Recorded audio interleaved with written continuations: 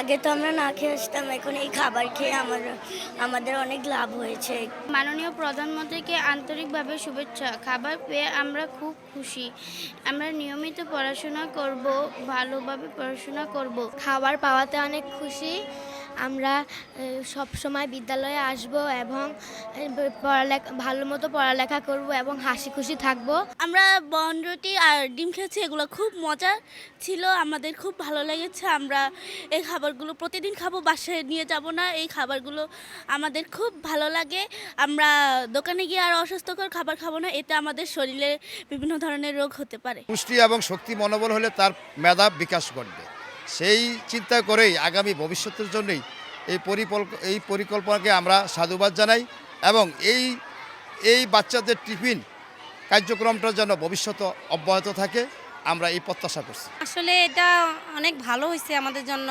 দেখেছি আমরা অনেক কাজে অনেক সময় অনেক ব্যস্ত থাকি, সকালের খাবারটা বাচ্চাদের ঠিক মতন দেওয়া হয় না, কিন্তু ঠিক আছে ওরা যেভাবে মানে সরকার থেকে যে এই খাবারটা দিতেছে আসলে এটা অনেক ভালো করতেছে। বাচ্চারা অনেক সময় সকালে না খেয়েও আসে, বাসা থেকে তাড়াহুড়া করে চলে আসে, খাবারটা খেতে পারে এখানে।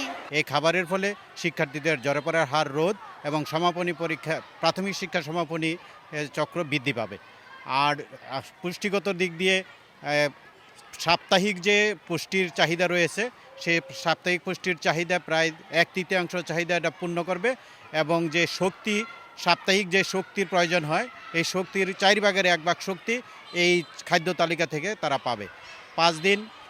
5 দিনের খাবারের মেনুতে আমরা 3 দিন পাবে বনরুটি এবং সিদ্ধ ডিম, 1 দিন বনরুটির সাথে পাবে UST মিল্ক, আরেক দিন পাবে ফর্টিফাইড বিস্কুট এবং কলা।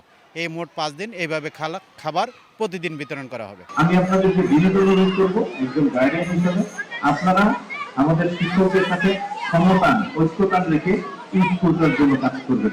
দেখবেন প্রত্যেকটা স্কুলে যদি গার্ডিয়ান এবং তার ম্যানেজিং কমিটি প্লাস হচ্ছে শিক্ষক, এই 3টা জন যদি মিলতে পারে প্রত্যেকটা বছর 5ম শ্রেণীতে শ্রেষ্ঠ সন্তান বেরোবে স্কুল থেকে, আমি দৃঢ়ভাবে বিশ্বাস করি।